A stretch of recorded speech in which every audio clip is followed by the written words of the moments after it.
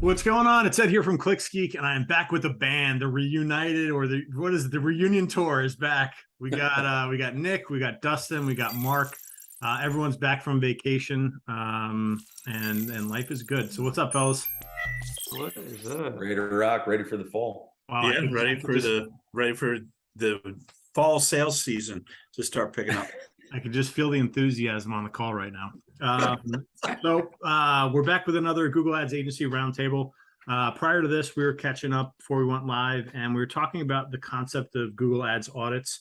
Let's go through and just talk why you'd want your Google Ads account audited, and then kind of what pieces you want to go through and audit. And let's go through kind of a checklist of what you guys see. So instead of kind of calling on people, let's just spit out ideas and kind of just spitball off each other. So like I'll start when we audit someone's account.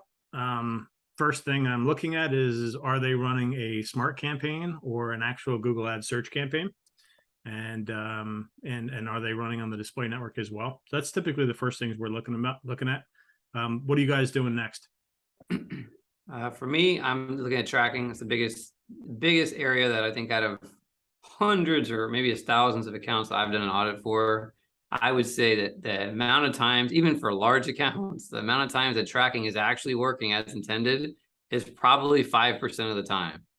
I mean, literally 5%. So I think tracking is one of the biggest ones, because if the tracking ain't right, besides looking at bad traffic, there's really nothing you can do to audit like CPA type, like anything related to a conversion, right? At that point, you can't. all the data is shit at that point. Yeah, all the data on conversion, but I mean, you could see traffic, right? We have bad search terms coming in, so it takes our audit from being like a traffic and conversion sort of an audit, not to steal their name, but it's kind of what it is. To just a traffic audit, right? So now you're like, well, I know this is really bad. This I don't know is which one of these ad groups would be better because of the CPA. We don't know, right? So it's just kind of like a mini audit at that point, a traffic audit. So let me ask you this: what are you seeing as errors in terms of what people are doing for conversion tracking? Are they putting codes on the wrong places, not using them, using the wrong types? Like, walk through what you're commonly seeing in terms of errors at the tracking level.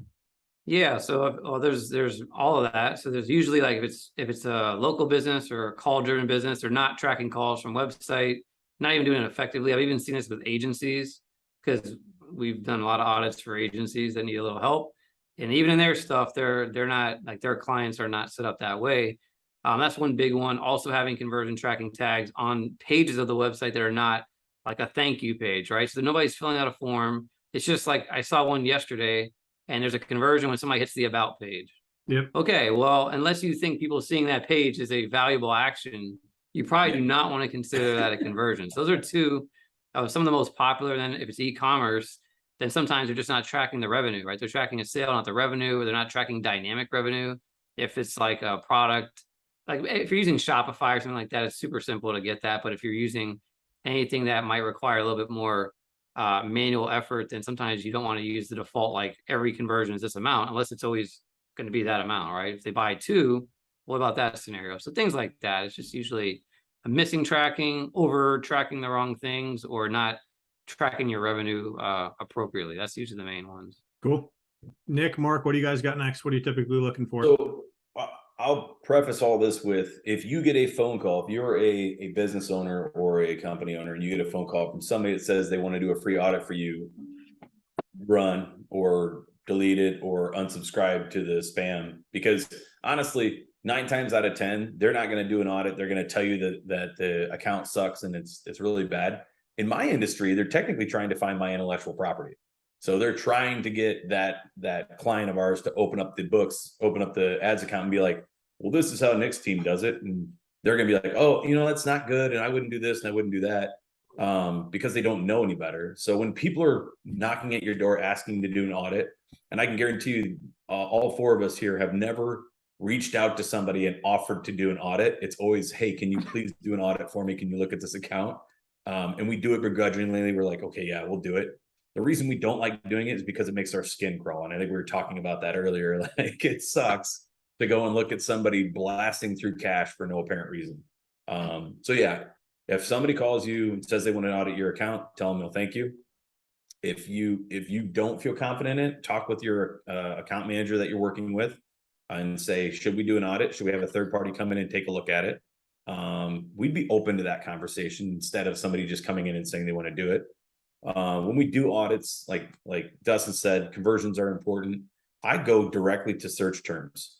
And a lot of times I would venture to guess 85% of the PPC managers in the world have never been to search terms. Because if they would have noticed they're spending money on trash. Like there's just no reason for it, right?